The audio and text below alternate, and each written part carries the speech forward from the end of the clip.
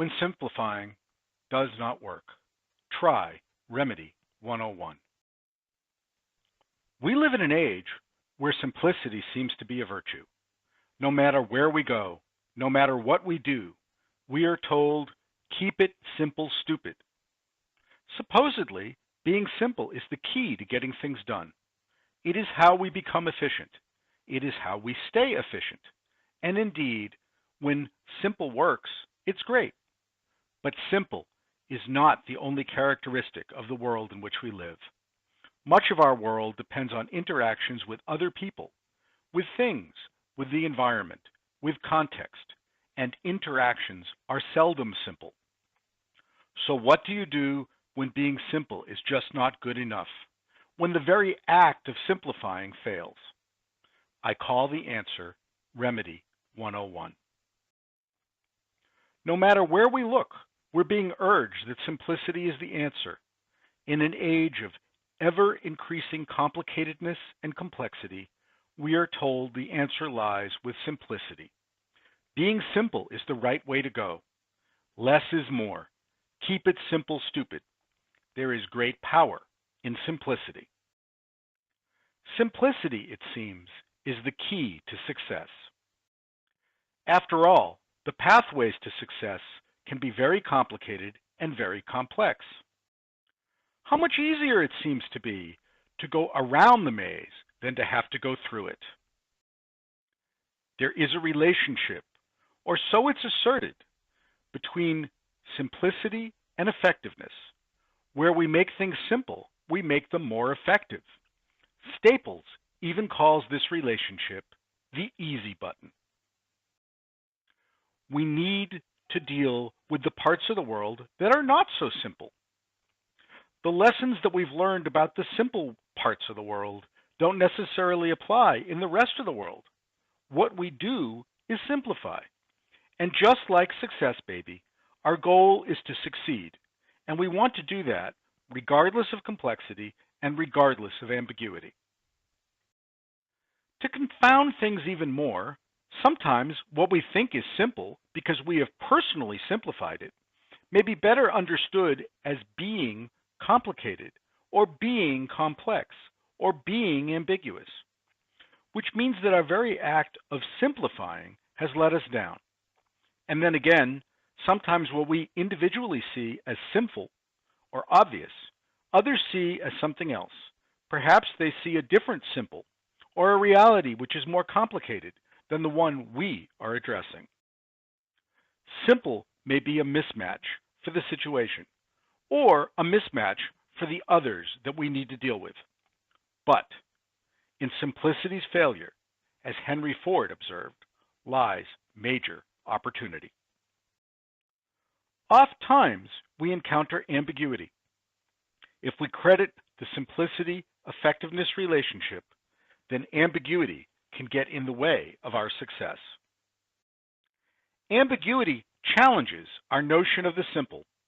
Should everyone have the same airplane seat? Caitlyn Jenner once wanted to know why there were no urinals in the ladies' room.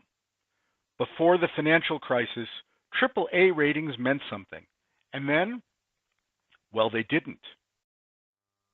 Ambiguity seems to counter simplicity. It makes things less effective, less easy to get done, more confusing. In truth, what ambiguity does is introduce two kinds of uncertainty. One is, when given multiple values for the same thing, I am uncertain as to which value is appropriate. And the other is the more dangerous kind of uncertainty, uncertainty with a capital U. The I don't know what to do, I react like a deer in headlights kind of uncertainty. Both kinds of uncertainty can be triggered when we disagree with the others with whom we need to be dealing. Let's try this with an example. I imagine we are all very familiar with the debate on climate change. When you look at the graph of temperatures usually used to display global warming, this is the graph you tend to see. Please notice the red line that slopes upward toward the right-hand side. When scientists and others who support the notion that global warming is an ever-present and ongoing problem speak about this graph, This red line is the conception they have in mind. But there is another way to look at exactly the same data. Instead of drawing one overall trend line, one can look for periods of stability amongst the rising trend. And this is what this version of the graph shows. It is exactly the same data, but with a different interpretation. When contrarians suggest that there are opportunities where the rise in global temperatures have slowed or stabilized, it is this interpretation of the graph which they are talking about. The same underlying data, the same graph, but a different interpretation. These clashing interpretations are illustrative of what happens in what I call the chasm of dissonance. We have a high level of similarity, but we also have two very conflicting interpretations. And as a result, people engage in fairly strong disagreements. Those disagreements get expressed as conflict, and as this slide shows, as they have for centuries.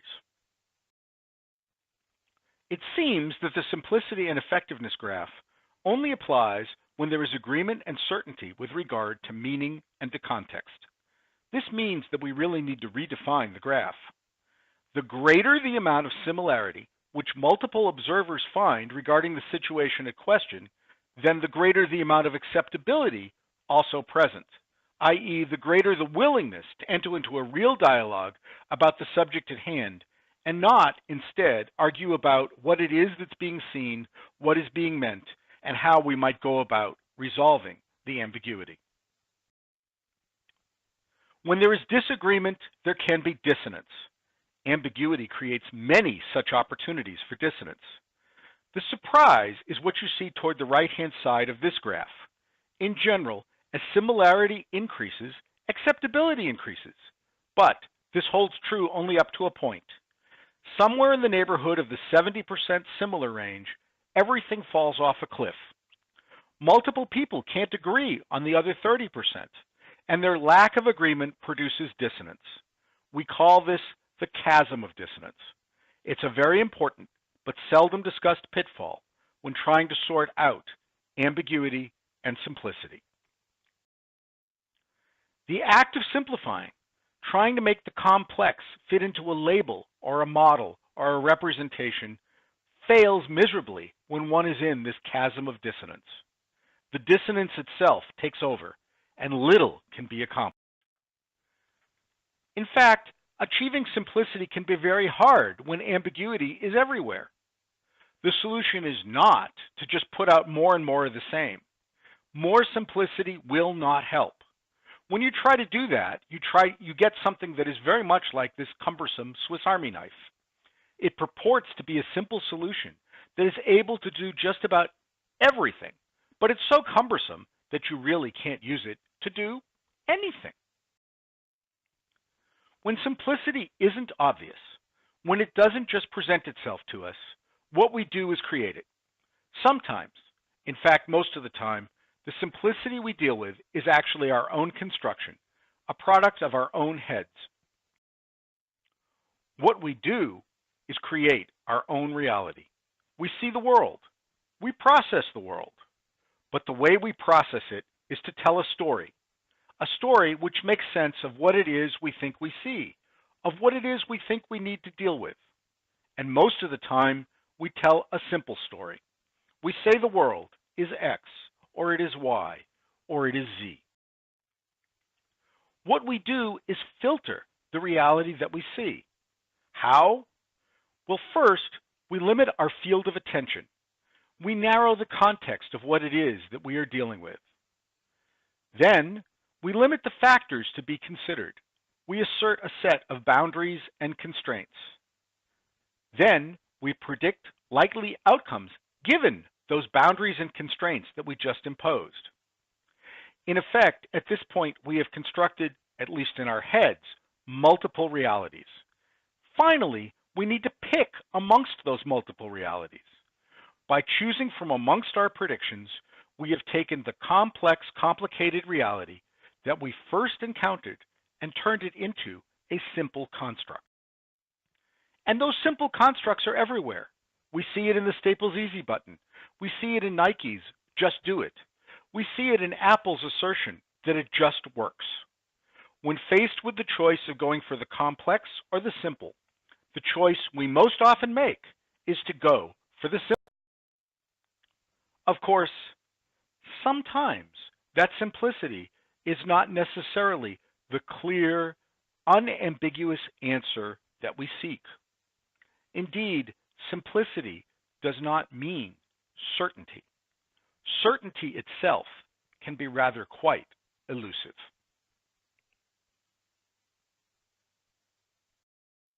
When you look at this slide, do you see the peasant girl? Do you see the man? Do you see both? Can you see both at the same time? It's safe to say it's ambiguous. A problem with ambiguity and the lack of certainty is that the simplicity that we seek may not be shared by other people. It's not that they do not share our goal, it's that they see something different than what we see. One of us saw the peasant girl. Another saw the man. As we tell the story we see, we tell our story and not the story that others around us see. The simple lesson here is that context matters. The slice of pizza, which seems very appealing while sitting on the restaurant plate on the left, seems to be anything but appealing while sitting on the manhole cover on the street on the right. We can look at some historic illusions of the importance of context. In 1981, Bill Gates, yes, that Bill Gates, said that 640K should be enough for anybody. Strange, I have more than 128 gigs on my cell phone. Or we could try a different example, 100 years before that, Western Union's reaction to the telephone. This telephone has too many shortcomings to be seriously considered as a means of communication. The device is inherently of no value to us. Really? Their reality just simply does not encompass our reality of today. Our solution for this is known as the black box. The kind of black box we are talking about is not the one found on airplanes, the kind that records all of the data available to it for some given time. Instead, the black box we are talking about is a logical tool that we use to simplify the world. This black box consists of the linkage between some input X and some output Y, where what goes on between X and Y is hidden from us. It is this black box which we assert contains the relationship between X and Y. And we speak of black boxes like this as if they were real. They're not. They are our constructed as-ifs, which we tell stories about. They are the basic building blocks in the stories we tell to ourselves and to others about the simple world we want to describe. We use the black box as if it could make the world simple. We talk about the black box as if what went on inside did not matter. Instead, as we talk about it, the black box is all that matters. Let's take an example, the term our family. We can speak about it as a unit. The words our family are a label, are a box, inside of which are untold layers of complicatedness and complexity. But much of the time, we do not need to deal with those layers of complicatedness in the stories that we tell. Many such stories succeed merely by using the words, our family. Black boxes are the as-ifs that we construct so that the stories we tell can have simple ingredients. When we use black boxes appropriately, they package ambiguity and complexity into simplicity. And indeed, that's the very message of the Staples Easy button, or of the idea behind takeout food, or of the drive-through window, or of Nike's slogan, just do it. We use black boxes to simplify the world and to try to obtain agreement with one another. Inside the black box is some unknown and perhaps unexamined process. What we are capable of observing is the input to the box and the output from the box. We deliberately ignore the complexities of the mechanism inside the box so as to simplify our reality. We speak about the black box as if the mechanism inside it did not matter. Let's take the family again. When telling the story about taking the family up to Vermont to go skiing, I do not need to get into the intricacies or the fights between my daughter and my wife about what clothes to pack, but instead, I can tell you about the great meal the family had when we were on Route 7. By using a black box to simplify what it is we are talking about, we can make the complex appear to be simple. But there is a danger. Black boxes can be used inappropriately. When this happens, then black boxes proclaim a simplicity which simply is not present. They encourage us to overlook context and to deny the dependencies on context or on background assumptions or on our personal history or on the other people that we're interacting with in favor of the use of a model or a label. And if that model or label is right, well, that's great. But if it's wrong, depending on how wrong, well, there's a danger of an upcoming disaster. With inappropriate use, one can drown in ambiguity and dissonance, or end up freezing like a deer in the headlights due to uncertainty. It is important that black boxes be used appropriately. So what is it that appropriately actually means?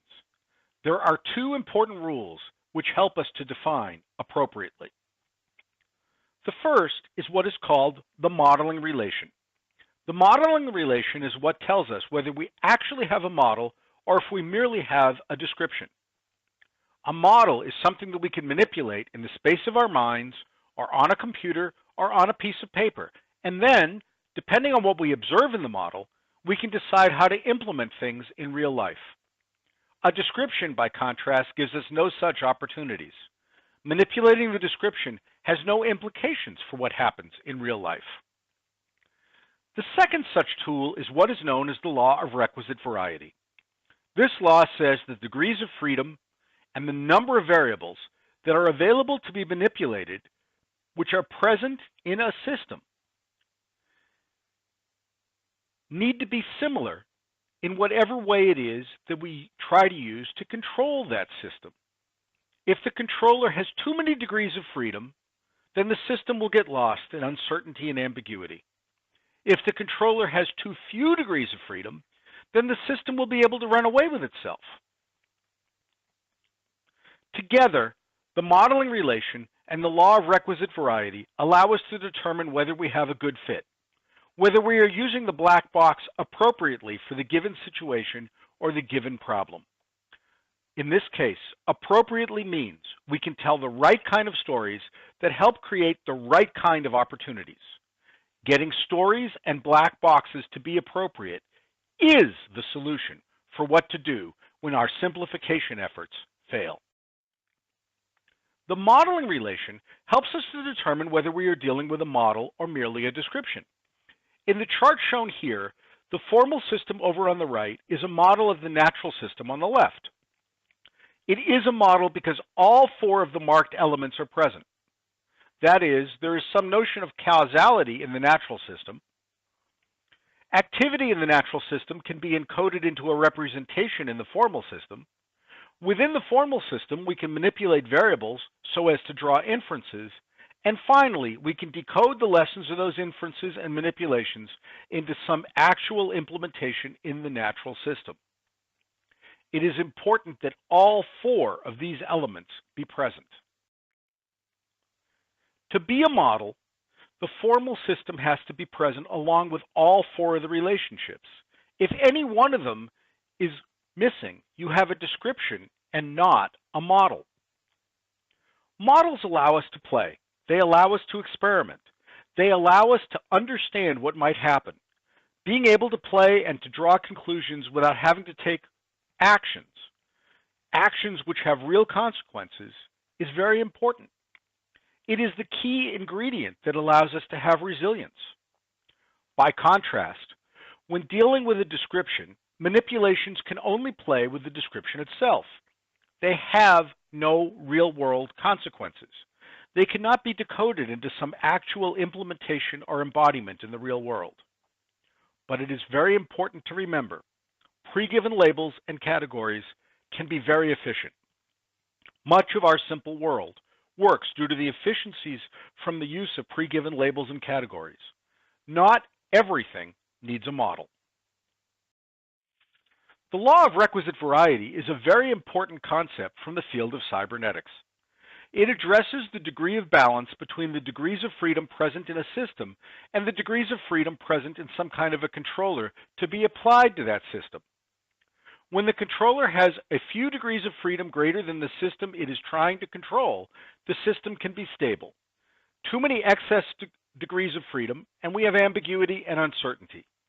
Too few degrees of freedom, and the system has the ability to run away from the controller. Let's take a very familiar example which demonstrates appropriateness and inappropriateness with regard to the use of black boxes and simplification. This is a map of the London subway system. Please note this map is highly effective if you wish to use the subway or the underground to get from one station to another. This map is next to useless, however, if you actually wish to walk. It does not tell you what direction to go or how to get there. The map was greatly simplified. It is appropriate to its function, and the function is the use of the subway. It is not a map of the surface. By contrast, this chart actually has been on exhibit in the London Underground for some time. It purports to show you what you would need to do in the underground system if you wish to replicate climbing the summit of various mountains. As a description, it's interesting, but it's not a model. There is no way to actually take any meaningful action. Most of the stairways as shown here are inaccessible. Indeed, these stations have elevators, and the actual summits, as opposed to the stations, have limited oxygen and rather rugged terrain. Very different from the damp, dank, foul-smelling air and endless set of concrete steps offered by a London tube station. Adding a little bit of information can help with the appropriateness of the London subway map. While the map itself cannot help you to determine how to walk from one station to another, it does help if you add some walking information to the map so that you might be able to determine how long it would take if you did do the walk. This version of the map has had the number of minutes of walking time between the stations added. Please note, the same distance shown on the map might show very different times. This reveals the inadequacy of the map and its inappropriateness to be used if you were to actually use it to walk on the surface. This is another appropriate use of the map. It shows the average one-bedroom rents in the neighborhood of each tube stop. So, how do we determine appropriateness? This slide shows you some questions you might ask. Are you presenting a model which can be acted upon? Or are you merely offering up a description? Does your story encompass enough context to address the situation at hand or the problem that you are trying to address? Is your story open or closed to the current context of your listener?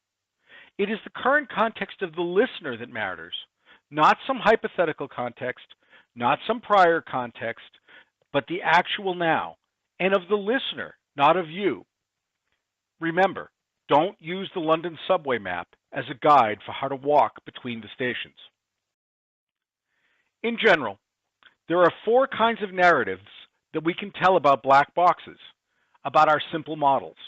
And each of these is dependent upon the listener. They are the anecdote, the metaphor, the abstraction, and the archetype. Each of these narratives depends on the degree of similarity displayed between story and target, and on the degree of acceptance afforded the narrative by its listeners.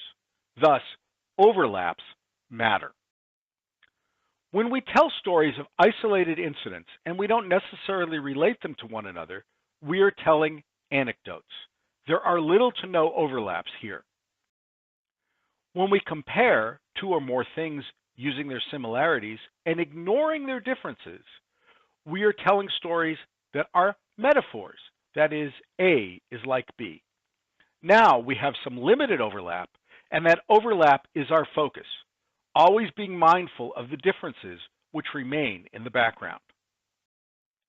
When we isolate the similarities into a category and we tell a story that is about how the category separates itself from its context, that is an abstraction. The focus here is all about the process of how we make the overlap fit the situation. By contrast, when we tell stories as exemplars, as the ideal example, and when we assert that category membership is determined by the variance from that exemplar, we are making use of archetypes. Now we are using the degree of overlap to exclude things as other. It is important to realize that quite often we confuse one type of narrative for another type, and in doing so we lose sight of why we are telling the particular kind of story we are telling and why the listeners may or may not be able to relate to it. The kind of story you tell affects the ability of your simplification to work. Again, the degree of similarity displayed between story and target, and on the degree of acceptance afforded the narrative by its listeners, will play a huge role in determining the effectiveness of your simplification. If you remember the chasm of dissonance from about 20 slides ago, this graph illustrates how the kind of narrative we tell maps along the curve of that chasm. For example, metaphors are less similar than abstract concepts. They have less shared information, but both metaphors and abstractions are widely accepted. A key to their acceptance is that we usually make note that we are speaking metaphorically or speaking abstractly, and in doing so, we allow space for the listener's reaction to the metaphor or the abstraction. Anecdotes, which usually are very context-specific and therefore filled with information, are also highly acceptable and will be perceived of as similar by multiple audiences due to that very specificity of context and content. By contrast, when we tell narratives which involve archetypes, we are making use of our personal background information in order to better identify why this story is in and of itself an exemplar. Others, who possess different background information, who see the world differently than we, may disagree. And it is in that disagreement that we find the chasm of dissonance. Narratives involving archetypes have the greatest potential for triggering the chasm of dissonance. The stories we tell, the way we tell them, the kind of narrative we tell, and the kind of black box we use as the subject of those stories all help to determine how the listener, the observer, finds value and potential opportunities for action in the story that is being told. It turns out that there are 6 kinds of black box, 6 kinds of simplifications. Since the kinds matter, we will go through them one at a time. They are the rigid, the malleable, the hooks and snaps, the permeable, the dissolvable, and finally, the chimera-like. With all these kinds of black boxes, it is important to remember that the output of the black box is an input to the observer, and then what the observer sees is an input back to the black box. The black boxes can be used to simplify the world, but they are our own constructions. They are a product of the observer's brain. To think about a black box without being mindful of this black box observer input-output circular relationship is to think about them in the wrong way. Let's begin with food.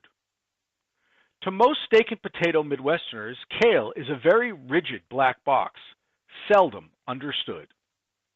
By contrast, any cook will tell you that eggs are among the most malleable of possibilities. Whether one is in a short order diner or a fancy breakfast joint, hollandaise is attached and used via hooks or snaps. It is particular to each dish. To any baker, a pie crust is rather permeable. The outer layer of a chocolate lava cake represents the pinnacle of dissolvability. And then there are the Southerners' ubiquitous grits, dissolvable, permeable, and malleable in every way to the true Southerner, and rigid, inedible, evoking a "what is this" reaction to the New Englander. We can also look at the 6 kinds of black boxes by telling stories about McDonald's. The rigid black box is the way a neighborhood zoning board, for example, might look at a request for McDonald's to move in. A McDonald's is seen as a solid thing. Its internal processes are irrelevant to the zoning board. By contrast, a highway rest stop planner sees McDonald's as a malleable black box. McDonald's to the planner seems to be willing to change what they do, what they sell, what hours they keep, anything to make that rest stop work better. This is not all that different to the hungry driver on the highway, where McDonald's is a hooks and snaps black box. If the driver gets hungry, McDonald's is a place to go. If the driver needs a bathroom, McDonald's is a place to go. If they need a rest stop, there's a place to go. Whatever hook or snap is getting activated, McDonald's can do it. The permeable type of black box is illustrated by McDonald's decision to offer breakfast all day, because breakfast, after all, is what gets us into a McDonald's. We all understand that mechanism of get an egg McMuffin. Similarly, to a 4-year-old child, a McDonald's Happy Meal is a prime example of a dissolvable black box. There is no distinction between the Happy Meal itself, the experience of getting the Happy Meal, the experience of eating the Happy Meal, the experience of sharing the Happy Meal with parents. All of these have no distinct boundaries once that Happy Meal is placed in the hands of the 4-year-old. On the other hand, that same Happy Meal, when viewed by the child's vegan parents, can take on a chimera-like quality. The child certainly believes in it, while the vegan parents, they're not so sure, but at least it keeps Billy quiet. Let's begin with the rigid type. The rigid black box says, I am a black box. Accept me as such. Do not probe into my inners. They are hidden from you. I stand alone. Examples of such rigid black boxes? The living room radio that sat in your parents' or grandparents' house. Few in the house understood how it worked or dared to probe its innards, but it brought news and music from the outside world into the house. It functioned as a standalone black box. It worked in the same way that Apple suggests that Apple products work. Namely, they just work. Do not open. Do not probe. Just accept that they work the way they are intended to work. The malleable kind of black box is very different. It is capable of being inserted into processes and then being ignored. It is there precisely because we want to place attention on the inputs and the outputs and not on this middle black box device. Some typical examples of a malleable black box: that universal charger that plugs into the wall and into any of your portable devices. It's there to be used and ignored. Or the way that apps have taken over the ecosystem of smartphones. When we're using apps on the phone, we're ignoring the phone. The phone has become a platform for the operation of the apps, and it is they that we are supposed to pay attention to, not the phone. There are neighborhoods that welcome McDonald's and neighborhoods that are petrified of the very idea. Yet, where the neighborhood zoning board may react with fear to the rigid black box of a quote-unquote McDonald's and all that it supposedly entails, the highway rest stop planner is eagerly planning multiple possibilities of how to best take advantage of a McDonald's at a rest stop. To the planner, it's the ultimate in malleable service providers. Hooks and snaps are another form of malleable black box, but with these, the activity centers around some place on the exterior of that black box where there is a hook or a snap which matches some specific context, which itself can then be hooked or snapped. The idea is that the hooks and snaps would call attention to themselves, and that the very process of what goes on in the black box to which they are attached remains hidden. An ideal example of such a hook and snap black box is how our immune system works, where there are particular folds and particular receptors which attract the outside invader.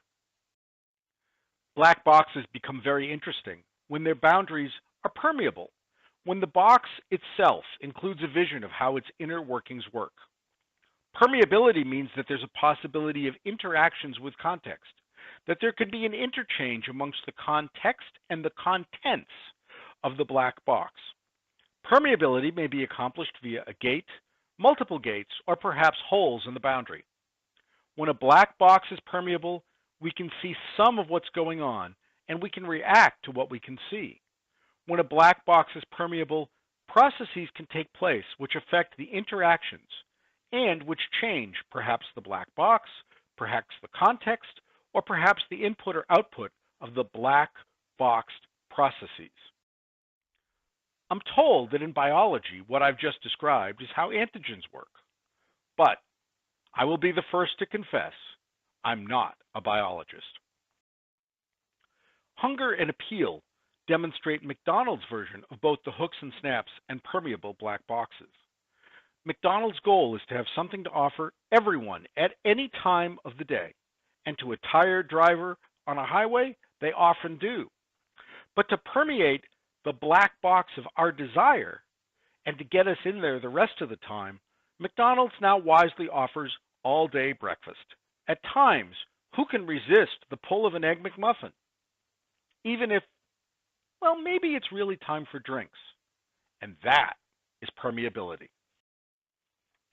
The ultimate version of permeability, though, is dissolvability. Not only can the boundary be penetrated and seen through, but in the right context, in the right kind of situation, given the right kind of interaction, the boundary can be dissolved. Perhaps the best example of a dissolvable black box is the scientific explanation. When we provide a scientific explanation, we are opening up the mechanisms of how the input becomes the output. We may refer to the explanation itself by a name or label, which creates a boundary, but the boundary is fully dissolvable. X is explained by the law of large numbers, or by the second law of thermodynamics, or by the law of gravity.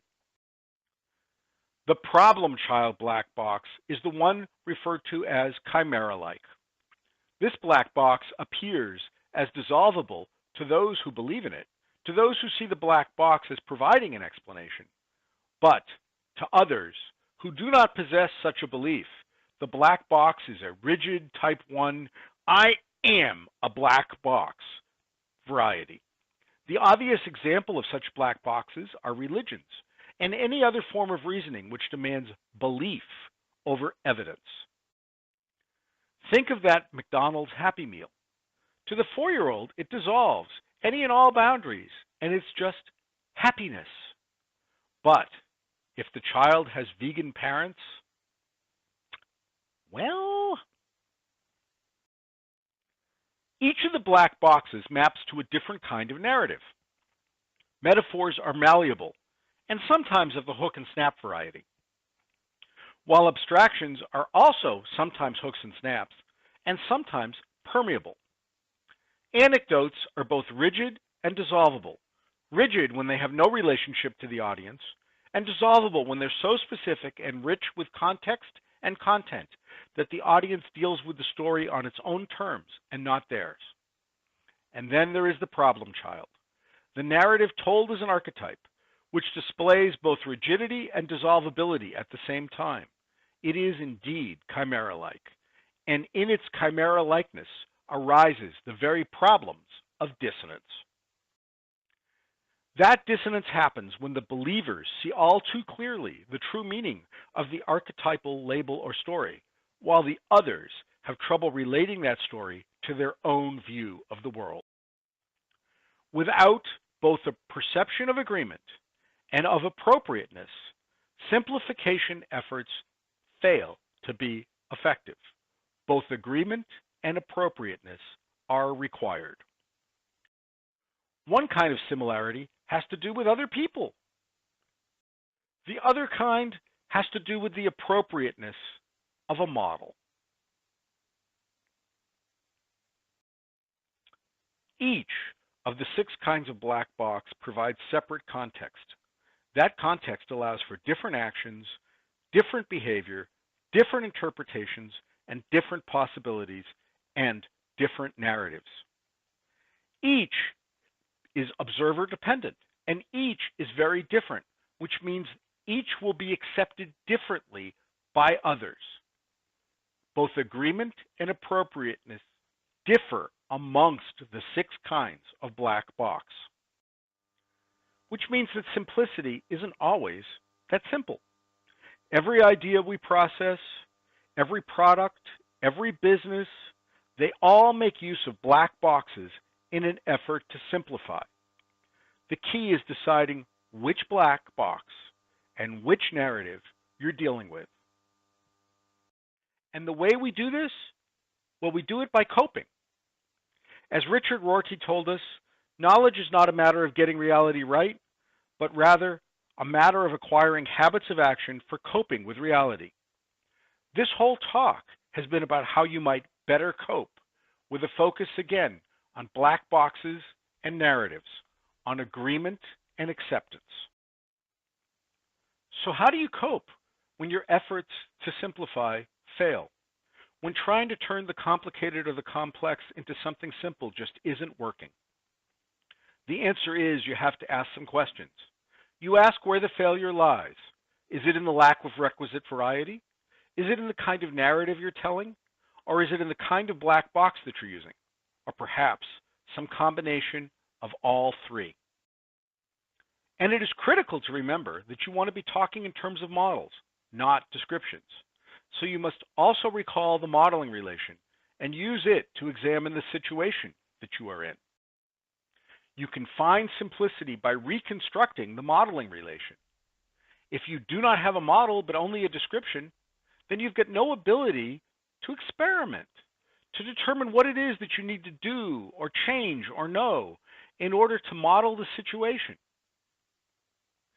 You need to be able to actually have a model.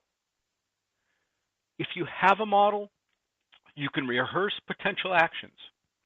And it is in the ability to rehearse that you find resilience, and that allows you to find simplicity. So you need to figure out what you need to do or change or know so that there is a model and not a description. You can find appropriateness by examining your narrative and its black boxes. If the narrative isn't working, then one of two things is going on. Maybe your story is not resonating with the others that you need in order to take action. Or maybe your black boxes are a mismatch to the situation. So again, you need to know what to do, change, or know so that you can use black boxes which match the situation and which will resonate with the other actors. If a simple story is to be effective, it has to match the situation and it has to resonate.